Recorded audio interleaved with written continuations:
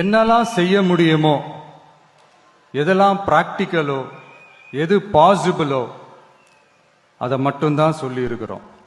விவசாயிகளோட அந்த கடனை தள்ளுபடி மேக்சிமம் இந்த 1 மந்த்ல என்ன செய்ய முடியுமோ அதை செஞ்சான். நீங்க தான் அந்த நிதி சம்பந்தமா இருக்கிற எல்லா கேட்டையும் லாக் பண்ணி வச்சுட்டு போயிருக்கிறீங்க. அதை சரி செய்ய வேணாமா? அதை ஒழுங்குபடுத்த வேணாமா?